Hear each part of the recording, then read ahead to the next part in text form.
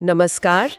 आज हम इतिहास के कुछ ऐसे पन्नों को देख रहे हैं जो अक्सर शायद नज़रअंदाज हो जाते हैं। जब हम सर्जरी मतलब शल्य चिकित्सा के बारे में सोचते हैं तो अक्सर ख्याल पश्चिमी देशों का आता है ना? लेकिन क्या आप जानते हैं कि दुनिया जिसे इतने सम्मान से फादर ऑफ सर्जरी कहती है, वो कोई पश्चिमी डॉक्टर नहीं बल्कि एक प्राचीन भारतीय ऋषि थे, आचार्य सुश्रुत।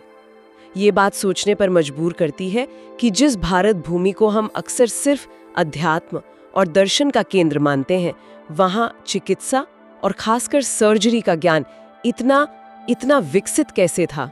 बिल्कुल। और ये धारणा तोड़ना बहुत जरूरी है। प्राचीन भारत सिर्फ आप कह सकते हैं आत्मचिंतन में ही नहीं डूबा था।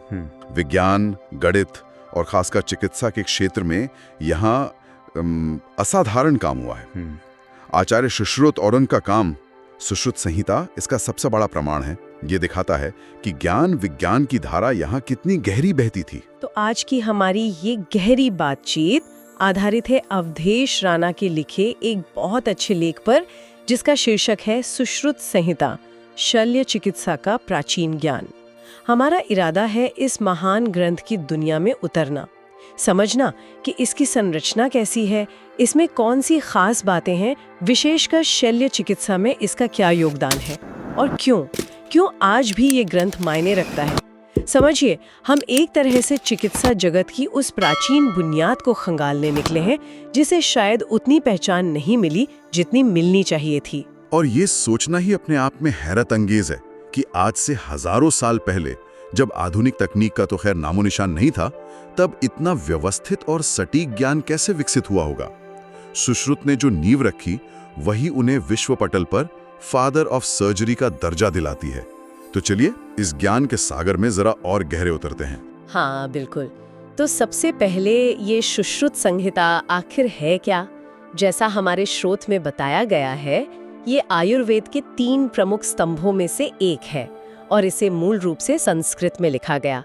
और ये कोई छोटी मोटी किताब नहीं है। इसमें लगभग 186 अध्याय और 7000 से भी ज्यादा श्लोक हैं। मतलब एक विशाल ज्ञान कोश। सही कहा, ये एक तरह का विश्वकोश जैसा है चिकित्सा का। और इसे बेहतर ढंग से समझने के लिए ग्रंथ को 6 मुख्य हिस्सों या स्थानों में बांटा गया है। सूत्र स्थान, निदान स्थान, शरीर स्थान, चिकित्सा स्थान, कल्प स्थान और उत्तर तंत्र। हर एक स्थान अपने आप में एक विशेषज्ञता का क्षेत्र है, जिसमें बीमारियों, शरीर की संरचना, औषधियों और निश्चित रूप से शल्य चिकित्सा का विस्तृत वर्णन मिलता है। चलिए तो इन स्थानों को एक एक करके समझने की कोशिश करते हैं। शुरुआत करते हैं पहले और सबसे बुनियादी भाग से, सूत्र स्थान। इसे संहिता की नींव या कहें तो प्रवेश द्वार माना गया है। इसमें क्या खास है? सूत्र स्थान में आयुर्वेद की वो मूल सिद्धांत समझाए गए हैं जिन पर पूरी चिकित्सा पद्धति टिकी है। जैसे त्रिदोष की अवधारणा, यानी शरीर की 3 मूल ऊर्जाएं या प्रवृत्तियां, वात, पित्त और कफ, इनके संतुलन को ही स्वास्थ्य माना गया है। इसी तरह शरीर को बनाने वाले 7 धातु जैसे रस, रक्त, मांस वगैरह, और शरीर से निकलने वाले मल यानी अपशिष्ट पदार्थ, इनकी अवधारणा भी यही समझाई गई है। अच्छा, तो ये शरीर के काम करने के मूल तत्व हो गए। लेकिन क्या सूत्र स्थान सिर्फ इन सिद्धांतों तक ही सीमित है? नहीं, बिल्कुल नहीं। सिद्धांत तो बस एक शुरुआत है। सूत्र स्थान में स्वस्थ जीवन जीने के तरीकों पर बहुत जोर है। सही भोजन कैसा हो, आहार, हमारी रोज की दिनचर्या कैसी होनी चाहिए और अलग-अलग मौसमों के अनुसार जीवन शैली में क्या बदलाव करने चाहिए, जिसे ऋतुचर्या कहा गया है, ये सब इसमें शामिल हैं। लेकिन जो बात मुझे व्यक्तिगत रूप से सबसे ज्यादा प्रभावित करती है और जो सुश्रुत की खासियत को उजागर करती है, वो ये है कि इसी फाउंडेशनल हिस्से में ही शल्य चिकित्सा की तैयारी का विस्तृत वर्णन है। शल्य चिकित्सा की तैयारी मतलब ऑपरेशन से पहले क्या क्या करना है, ये भी पहले ही भाग में बता दिया। अरे वाह, ये तो सच में बहुत आगे की सोच है। हाँ, यही तो खास बात है। ऑपरेशन से पहले रोगी को मानसिक और शारीरिक रूप से कैसे तैयार करना है, कौन कौन से उपकरणों की जरूरत पड़ेगी और उन्हें कैसे संक्रमण रहित और तैयार रखना है, यहाँ तक कि सर्जन यानी शल्य चिकित्सक को खुद को कैसे तैयार करना है, ये सब बातें सूत्र स्थान में ही मिल जाती हैं। ये उस जमाने के हिसाब से अद्भुत दूरदर्शिता और प्रक्रियात्मक सोच को दर्शाता है। ऐसा लगता है जैसे कोई आधुनिक सर्जिकल प्रोटोकॉल पढ़ रहे हों। वाकई अविश्वसनीय।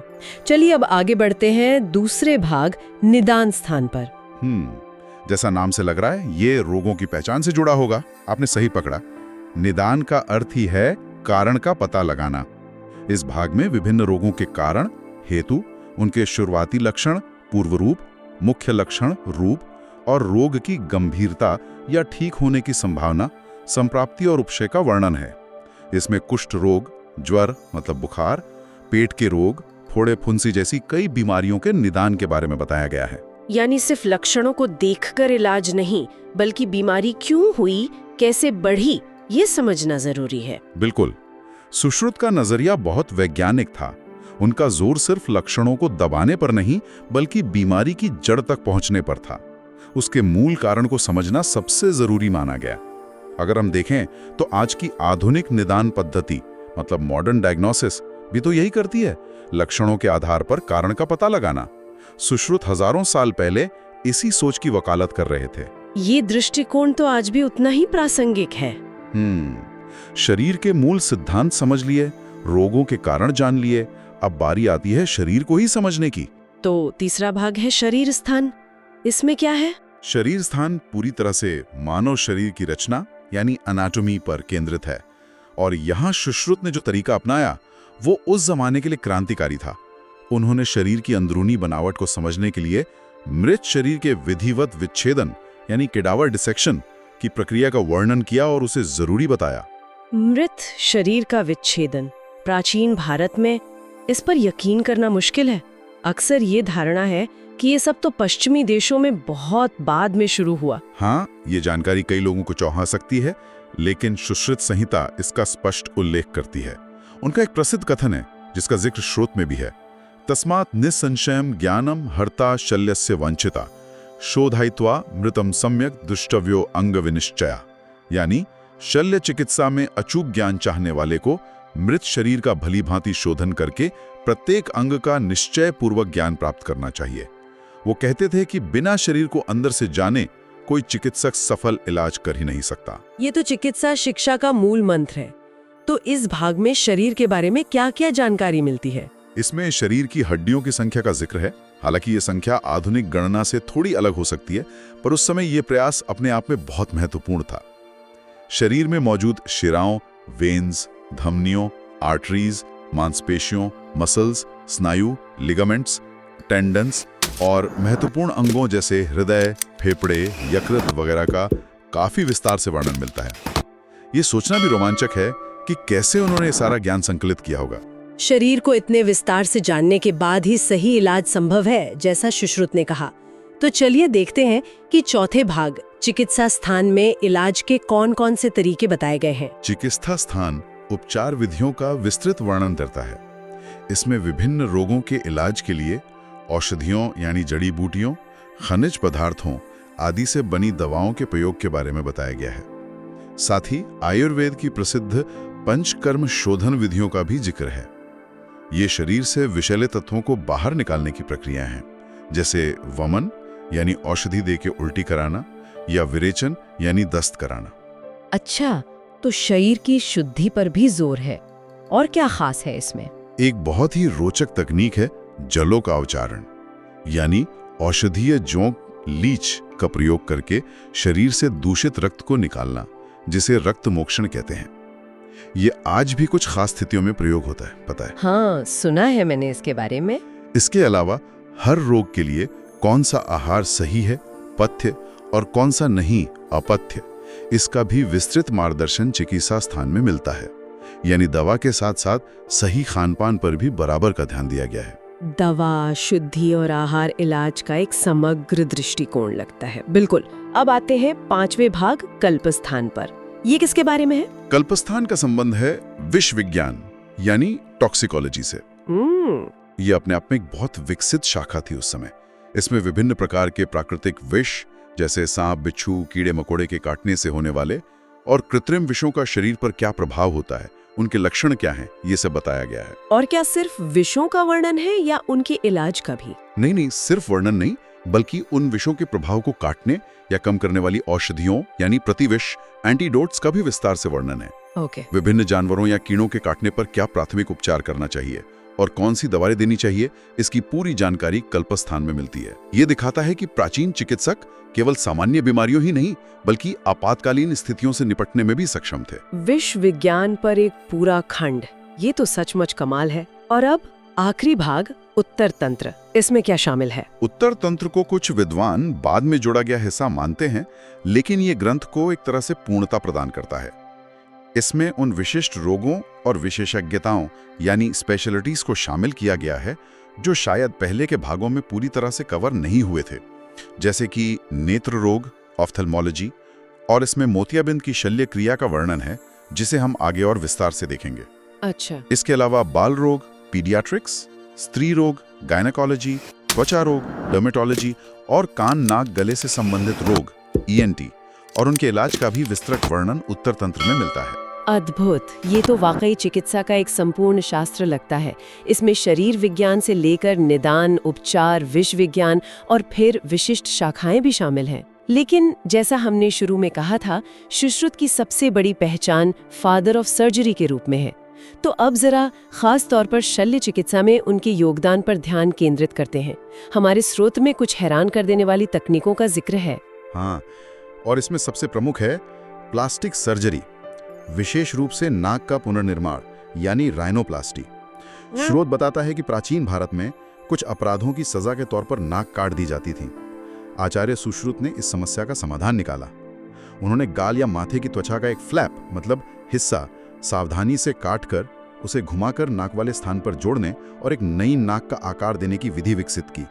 और क्या ये तकनीक आज भी प्रासंगिक है, आज भी इस्तेमाल होती है? बिल्कुल, ये तकनीक इतनी प्रभावी और मौलिक थी कि इसे आज भी दुनिया भर में सम्मान से इंडियन मेथड ऑफ राइनोप्लास्टी के नाम से जाना जाता है। सोचिए, हजारों साल पुरानी एक सर्जिकल तकनीक आज भी प्लास्टिक सर्जरी की किताबों में पढ़ाई और इस्तेमाल की जाती है। ये सुश्रुत की प्रतिभा का जीता जागता सबूत है। ये तो सच में अविश्वसनीय है।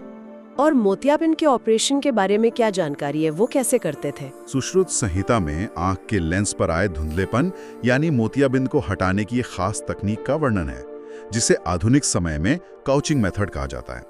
इसमें एक विशेष प्रकार की नुकीली सुई शलाका का इस्तेमाल करके आंख के अंदर जाके धुंधले हो चुके लेंस को उसकी जगह से नीचे की ओर धकेल दिया जाता था। अच्छा, नीचे धकेल देते थे। हाँ, इससे रोशनी बिना बाधा के रेटिना तक पहुंच पाती थी और मरीज को फिर से दिखने लगता था।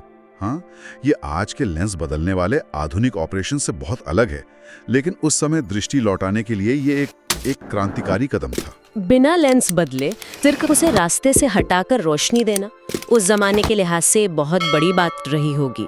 और हड्डियों के टूटने या फ्रैक्चर के बारे में, जिसे आजकल ऑर्थोपेडिक्स कहते हैं, उसका भी विस्तृत वर्णन है।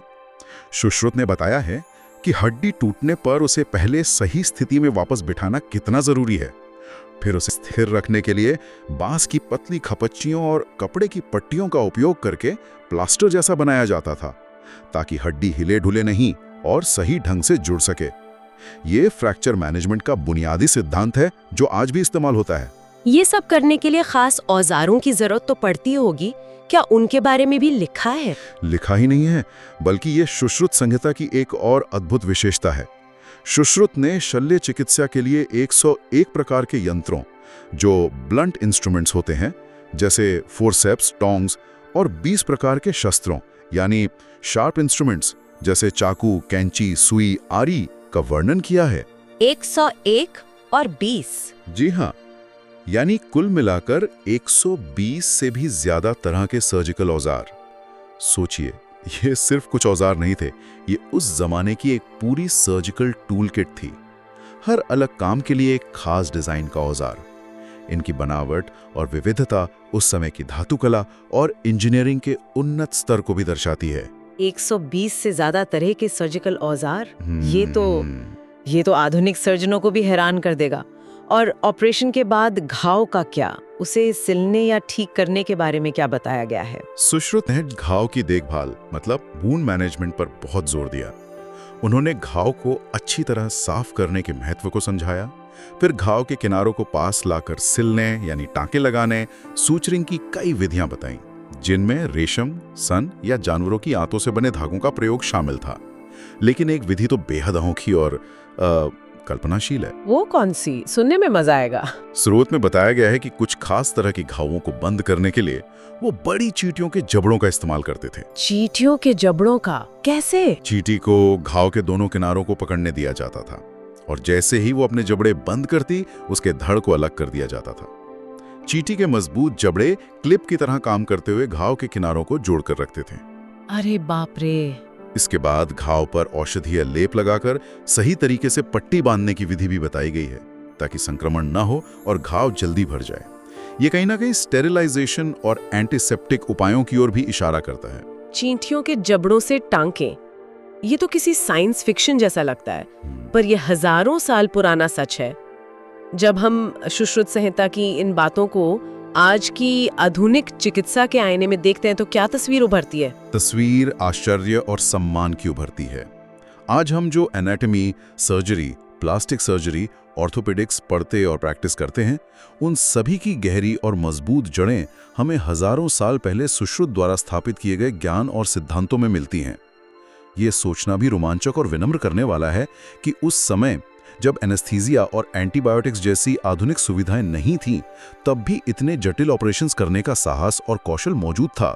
स्वच्छता, हाइजीन और उपकरणों को संक्रमण रहित रखने, स्टेरिलाइजेशन जैसे विचारों का आभास भी उनके लेखन में मिलना उनकी दूरदर्शिता का प्रमाण है।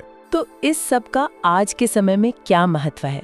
ये प्राचीन ज्ञान आज हमारे लिए क्यों मायने रखता है? इसके कई महत्वपूर्ण पहलू हैं। पहला, ये चिकित्सा के इतिहास में भारत के मौलिक और अग्रणी योगदान का अकाट्य प्रमाण है। ये बताता है कि हम केवल दर्शन में ही नहीं, विज्ञान में भी अग्रणी थे। दूसरा, ये आयुर्वेद जैसी पारंपरिक चिकित्सा पद्धतियों और आधुनिक विज्ञान के बीच संवाद और समन्वय का एक महत्वपूर्ण सेतु बन सकता है, जिससे दोनों एक दूसरे के ज्ञान और अनुभव से लाभान्वित हो सकें। तीसरा, ये दिखाता है कि अवलोकन, प्रयोग और दस्तावेजीकरण की वैज्ञानिक विधि भारत में कितनी पुरानी है और दुनिया भर में जो सम्मान उन्हें मिला है वो भी तो इसका प्रमाण है ना? निश्चित रूप से। दुनिया भर के सर्जन आज भी आचार्य सुश्रुत को उनकी असाधारण प्रतिभा, नवीन तकनीकों और शल्य चिकित्सा को एक व्यवस्थित विज्ञान के रूप में स्थापित करने के लिए सम्मान देते हैं। और चौथा, जैसा कि स्रोत भी इंगित करता है, हम भारतीयों के लिए ये जानना गर्व का विषय है कि शल्य चिकित्सा जैसी जटिल और जीवन रक्षक विधा का जनक हमारे ही देश का एक महान ऋषि था। बिल्कुल। सुश्रुत संहिता सिर्फ एक प्राचीन ग्रंथ नहीं है, ये भारतीय मेधा और वैज्ञानिक दृष्टिकोण का एक शानदार उदाहरण है। ये हमें याद दिलाता है कि ज्ञान किसी एक सभ्यता या काल की बपौती नहीं है। सही कहा। इस पूरी चर्चा से ये स्पष्ट है कि सुश्रुत संहिता एक अत्यंत व्यापक और गहन चिकित्सा ग्रंथ है, जिसमें वर्णित शल्य चिकित्सा की तकनीकें और सिद्धांत अपने समय से कहीं आगे थे। यह हजारों साल पुराने वैज्ञानिक अवलोकन, प्रायोगिक कौशल और व्यवस्थित ज्ञान पर आश्चर्यचकित कर देता है। और इसीलिए आचार्य सुश्रुत को फादर ऑफ सर्जरी कहना न सिर्फ उचित है, बल्कि ये उनके अतुलनीय योगदान को सच्ची श्रद्धांजलि भी है। उन्होंने केवल तकनीकें नहीं दी, बल्कि एक पूरा दर्शन दिया, शरीर को समझने का, रोगों के कारण जानने का और फिर सटीकता से उपचार करने का। जी, ये इस बात पर भी जोर देता है कि प्राचीन भारत का ज्ञान केवल आध्यात्मिक या अमूर्त चिंतन तक ही सीमित नहीं था, बल्कि उसका ठोस, व्यवहारिक और जीवन बदलने वाला प्रभाव था, खासकर चिकित्सा जैसे महत्वपूर्ण क्षेत्र में। और अब जाते जाते हमारे श्रोताओं के लिए एक विचार छोड़ जाते हैं। इस प्राचीन और मजबूत नींव को देखते हुए क्या आयुर्वेद जैसी पारंपरिक ज्ञान प्रणालियों और आधुनिक चिकित्सा के बीच एक सार्थक संवाद और एकीकरण से वैश्विक स्वास्थ्य सेवा को और बेहतर और समग्र नहीं बनाया जा सकता? या फिर क्या प्राचीन संस्कृतियों की ऐसी और भी कई खोई हुई या कम पहचानी गई वैज्ञानिक उपलब्धियां हो सकती हैं, जिन्हें हमें फिर से खोजने और समझने की जरूरत है? सोचिएगा जरूर।